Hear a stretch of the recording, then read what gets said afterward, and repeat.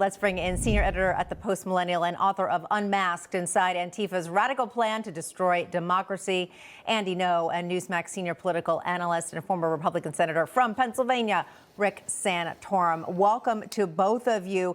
Senator, I'm going to start with you here. You know, it's interesting because you look at all of these protests, and listen, fine, if people don't like whoever's in the White House at a certain time, great, get out there and protest. But it seems like it is so thinly veiled under a very dangerous name, No Kings protest, when basically you realize, yeah, but the majority of Americans voted for this guy.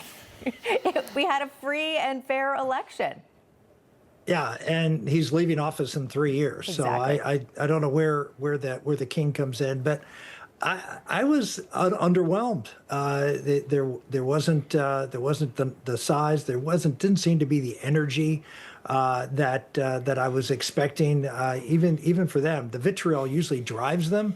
There was vitriol, but it just didn't seem to accomplish what they were hoping to accomplish. If this is the cutting edge of their movement, furries and inflatables, I think they're in big trouble. But the bottom line is they don't have a very strong message right now. They're losing this battle on the shutdown.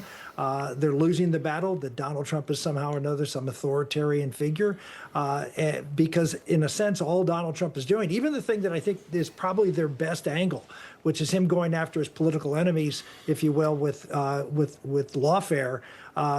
The bottom line is they did much worse to him than he's doing to them. So even by comparison, his attack on, quote, democracy is weak tea compared to what the Democrats did to them.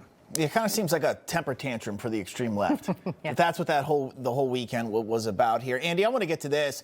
Speaker Johnson, he was asked about the No Kings protest. This is what he said over the weekend.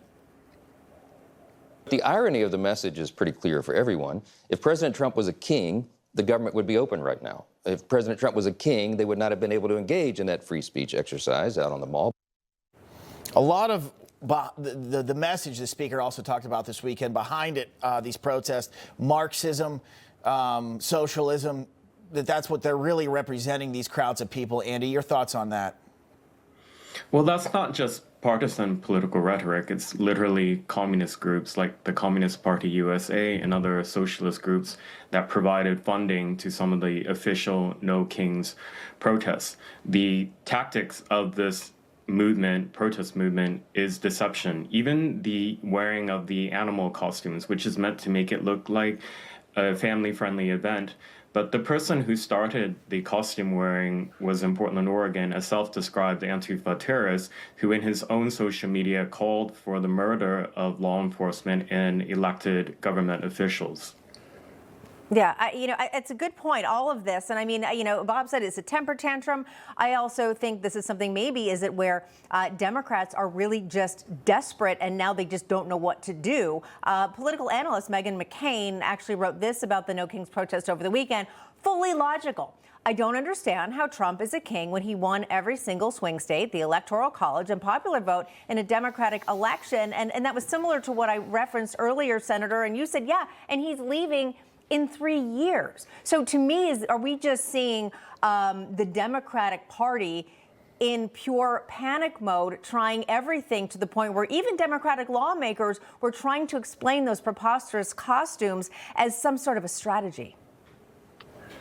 Well, I actually agree with Andy that it is a strategy. It's a strategy to be deceptive. What the Democrats are all about is not telling the truth to the American public, hiding their ideology. And that, look, I've been around for a long time, 40 years in politics, and for a long time they never said the quiet part out loud. They always had their very radical agenda, but they never were willing. I remember Barack Obama running for president saying, "Oh, I'm not for gay marriage," and of course he was. The difference is now they're saying the stuff out loud, and it's getting them in trouble. So they're trying to rebrand themselves as cuddlies. They are not. They are Marxist, and they are not going to give up, even in dinosaur costumes. Yeah. I'm going to talk about this later today. But according to Gallup, 66% of Democrats now favor socialism or embrace it. I wonder how many of them can define it. Yeah, probably most of them can't. Senator Santorum, Andy Ngo, we got to leave it there. Good to see you both. Thank you. Still ahead, the Trump administration